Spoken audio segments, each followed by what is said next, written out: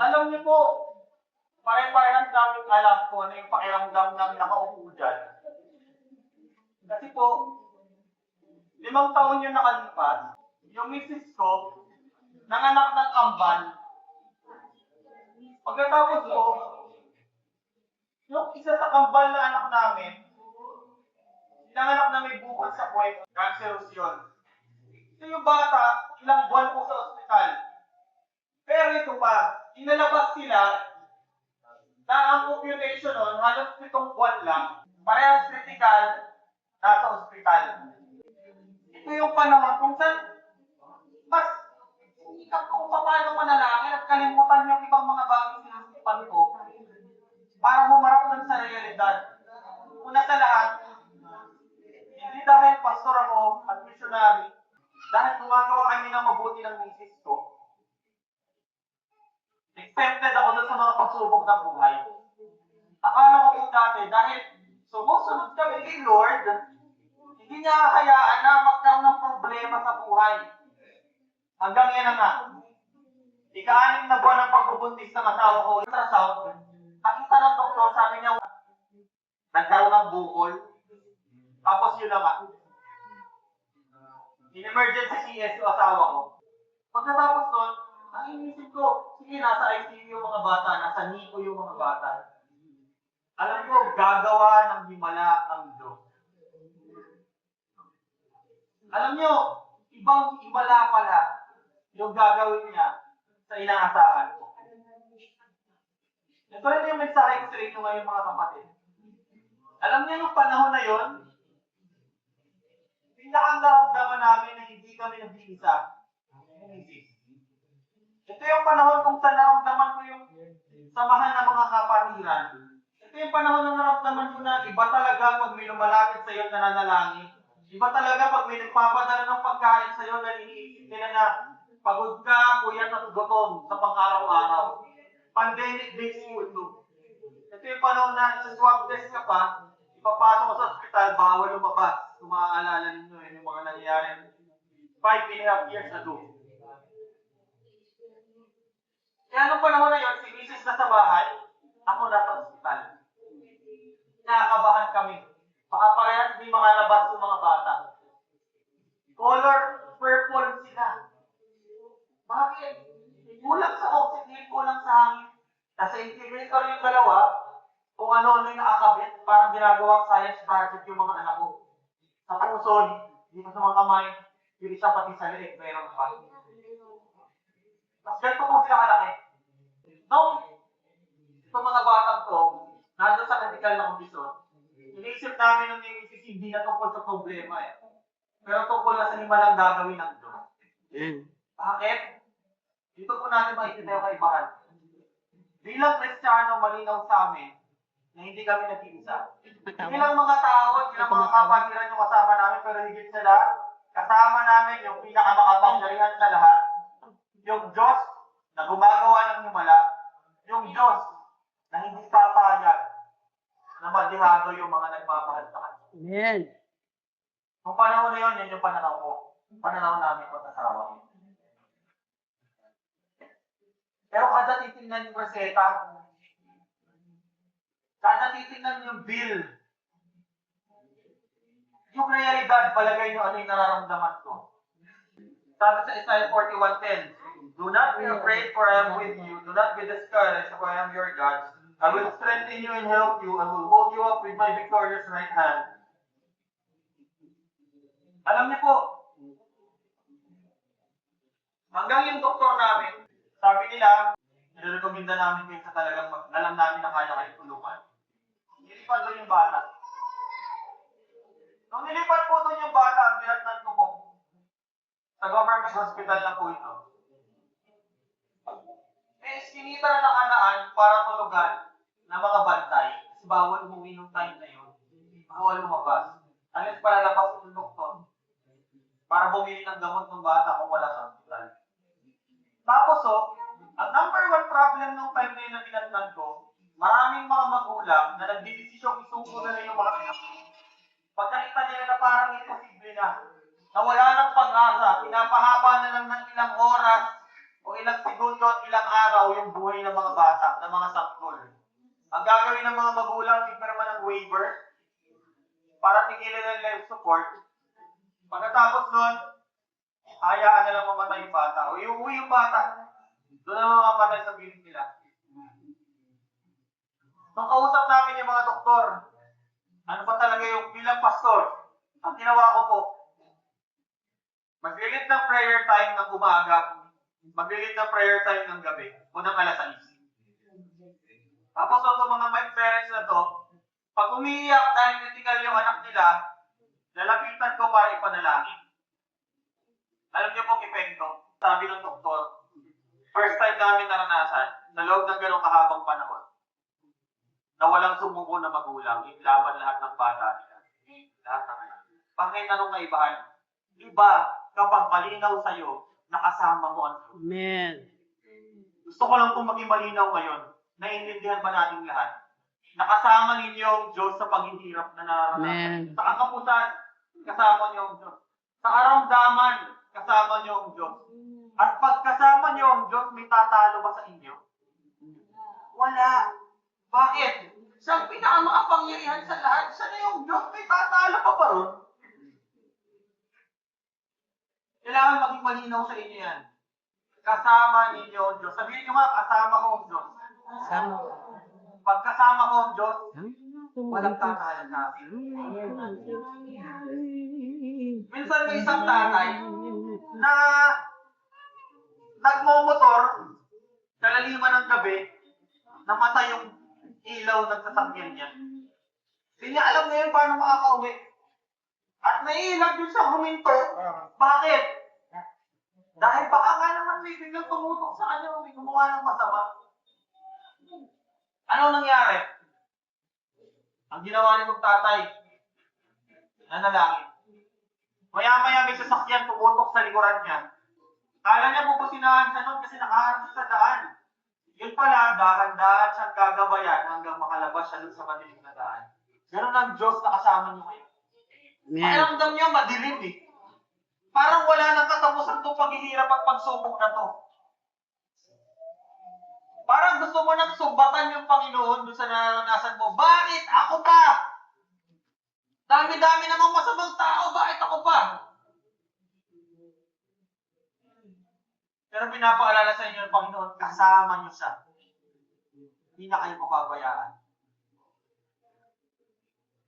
Lahat tayo may pagkukulang. Pero may kapatawaran ng pagkukulang na yan. Alam niyo po, personal, malagay ko, kung magkakaroon ako ng tampo sa isang tao dahil may nagawang mali sa akin, may malalim naman akong dahilan para magtampo. Okay lang eh. Para sa akin lang to ha. Lalo na kung matatapos din naman yung pagtatampo na yun. Pero kung magtatampo ako sa Diyos, ibang usapan yun. Nalilimutan ko ba na ang dahilan kung bakit ako humihinga, nakatayo ngayon at buhay, dahil sinusustain ako ng Panginoon. Amen. Nalilimutan ko ba na yung pagdilat ko kada umaga para sabihin na wow, buhay pa rin ako, isang himala at hindi ito matutumbasan na kahit magkanong halaga. Malilimutan ko ba na itong oxygen na hinihingang to, libre to dahil lang galing ko sa Panginoon. Malilimutan ko ba na kung di dahil sa Kanya, wala ako dito ngayon? Wala akong karapatan na magalit at magtampo sa Diyos. Kahit anong hirap yung nararanasan ko, kahit anong pangit yung sitwasyon, wala akong karapatan na magkaroon ng galit at sama ng loob. Sa Diyos na gumawa ng lahat ng bagay. Amen. Sa Diyos na walang Amen. ibang nais kundi maganda sa buhay ko. Ang tanong, sino dito yung may sama ng loob sa Diyos o nagkaroon na ng sama ng loob sa Kanya? Halimbawa, naglalakad ako na tapilok. O nasiba ako yung matulis na bagay, sasabihin ko, aray ko. Okay lang ba yun? Okay lang na umaray. Kasalanan bang umaray? Yeah. Hindi kasalanan umaray. Pero yung magkaroon ng galit sa bato na nasipa ako, kaya ako nasaktan, kapaliwan na yun. At kung ilalagay ko sa tama ang lahat, wala pa rin ako ibang dapat gawin kundi ipagpasalamat ang lahat sa Panginoon. Alam niyo, isang mabuting nadudulot na pagkakaroon ng problema sa pamilya, lalo na kagaya ng sakit, karamdaman o kakapusan, ito yung pagkakataon para mas nagiging close kayo ng pamilya mo. Amen. Kung nandyan pa yung asawa mo, nandyan pa yung mga anak mo, yan yung pagkakataon para maging magkakasama kayo, mag-usap kayo ng maayos, mag-focus kayo sa dapat i-focus, huwag ma-distract sa mga bagay na magulo sa paligid. Lalo na ito rin yung pagkakataon para magkaroon ng opportunity kung saan sama-sama manalangin at ilapit sa Diyos yung nararanasan. May biyaya sa problema. Kasi yung problema, minsan ginagamit ng Diyos yan para lumapit ka sa Kanya. Amen. Ginagamit ng Diyos yan para ma-realize mo na mahina ka lang at kahit mag-effort ka, gawin mo yung lahat ng magagawa mo para solusyonan yung mga problema ng mundo mo. Kulang yung kakayahan mo kasi tao ka lang. Dahil tao ka at napakamakapangyarihan ng Diyos, walang ibang dapat lapitan kundi siya lang.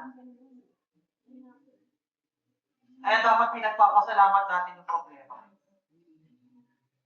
Romans 3:23 sabi ito, for everyone has sinned and has fallen short for God's standard. Lahat tayo kinapos. Ako pumalpak, ako nagkasala. Kung yung pagkakasakit ng mga anak ko ay resulta ng kasalanan, certain ako ron, bakit? Kasalanan din ako eh. Noong panahon na umiiyak kami ng misis ko, nananalangin kami, gabi-gabi yan. Yung pagkakataon nila na sabi ko, Lord, bakit ako pa? Habang umiiyak, inaalala ko yung mabubuting ginawa ko para sa Panginoon. Ang kapal na mukha ako, Lord. Hindi ko na-realize na mas marami yung magandang ginawa niya para sa buhay ko. At yung ginagawa namin, mga pastor, mga lingkod ng Diyos, hindi yun para ipanumbag sa Diyos, pero bilang pagbili ko ng pagpapasalamat sa Kanya. Kasi sa impyerno kami dapat eh. Pero gumagawa siya ng paraan at gumawa na nga siya ng paraan para magkaroon kami ng kapatawaran, manumbalik yung mabuting relasyon sa Diyos at maging deserving kami para doon sa langit, hindi dahil sa mabuti namin ginawa, kundi dahil sa ginawa niya sa krus para bayaran yung aming mga kasalanan. Anong karapatan ng tao na magkaroon ng oras man lang para lumapit sa Diyos? Anong karapatan ng bagay ng mga mundo para makalapit sa mga bagay na spiritual? Wala. Sabi ng isang kaibigan ko, sabi niya, hindi magnanakaw ang totoong naniniwala sa Diyos. Bakit? Sabi ko sa kanya. Sabi niya sa akin, maski piso pag tinakaw ko. Hindi yan, pag nilagay na yan sa timbangan ko na mananalo, mabuti ba o masama? Laging mas mabigat yung piso kaysa kahit anong gawin mabuti pagdating sa spiritual. Kaya dapat wala tayong gawin kundi tumutok sa mga bagay spiritual. Pag tinignan mo po tama na eh. Pero isa lang, yung makakatawa o magiging tulay para makarating tayo sa bagay na hindi kayang marating ito katawan na ito. Yan yung Panginoong Jesus na nagkatawang tao para abutin tayo ng makasalanan at bigyan ng paraan para makalapit sa Diyos sa Espiritu. Dahil mahal na mahal ka ng Diyos, kaya siya namatay para sa iyo. Sabi sa Romans 5:8, but God showed His great love for us by sending Christ to die for us when we were sinners. Ano? Bakit natin pumila nito? Ako lang, hindi lang ito inapilaan ko eh. Nakapila rin ako sa iba-iba pa. Hanggang sa mga senador. Nasubukan niya ako pumila sa mga senador. Patigil tulpo. Nagbibigay na 5,000 sa tulpo, di ba? Si Richard Salya, nagbibigay ng 50 to 45,000. Dito, malaki magbigay. Ako, tama ka? Pag nag-release ka ako, binibigay si Mayor. Isa daw sa pinakamalakas magsuporta. Pag nagbigay pa sila ng, ano tawag nun? Yung certificate. Yun. Pag nagbigay sila nun, malaki talaga. Minsan natutupunan yung COVID. Meron ka bang extra kasi yun yung binibigay nilang 3,000 sa'yo. Pag galaw-galaw mo yun, pamatahin mo lang ito. Papasok yung antipolo. Pero yung magagawa nitong antipolo, hindi ko matutong. Hindi ko makakapulot sa kayang gawin ng Diyos.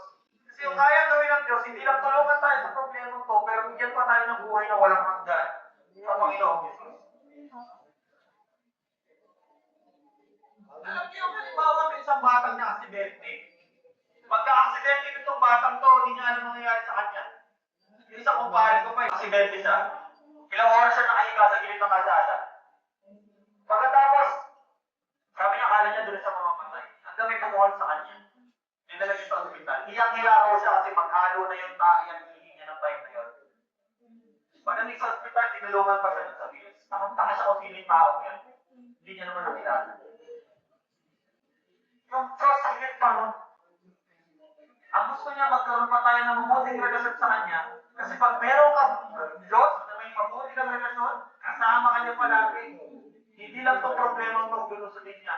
Lulutasin niya. Pero marami pang mga bago sa buhay.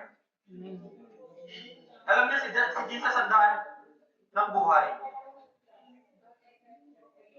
Minsan nakakalito dito yung proseso eh.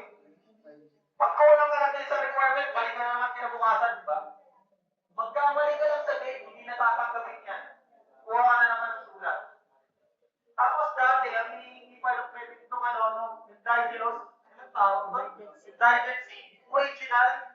Ewan ko ngayon kung tumatanggap na ng photocopy. Pero dati hinihingi yung original. So pagpasa mo na, humingi ka ng suporta, kinabukasan, kuha ka na naman sa barangay ng certificate of indigency. Ganun pa rin ba ngayon? Original.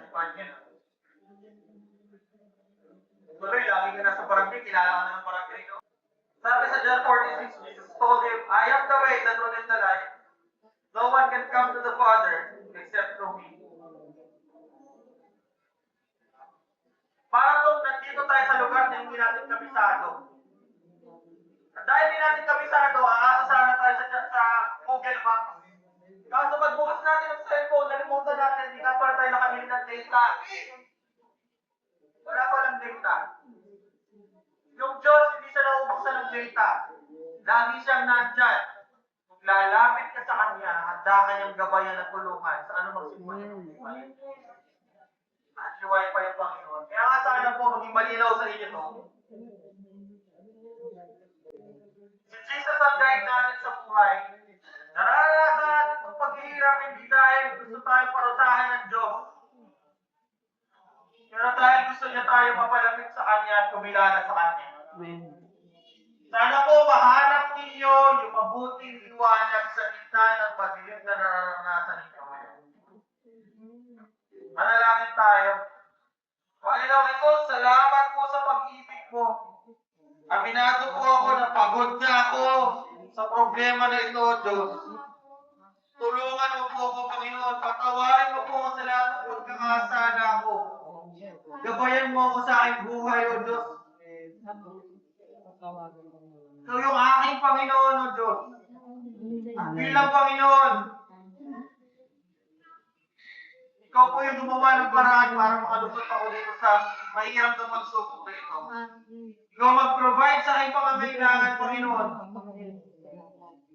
Ikaw rin po magdala sa akin ng mga tamang tao para makasama po sa journey na to sa aking buhay. Hawak mo ang sitwasyon na to, Panginoon. At ikaw yung unang-unang biyaya na tatamasahin ko sa gitna ng pagsubok na ito. Sa pangalan ni Jesus. Amen. Mga kapatid, huwag mo kayo mawala ng pag-asa. Matatapos din po ang pagsubok at pagkatapos itong pagsubok na ito, may gantimpala pa. Dahil mas malalim na yung relasyon niyo sa inyong pamilya, mas malalim na yung relasyon niyo sa Panginoon. Purihin po ang aming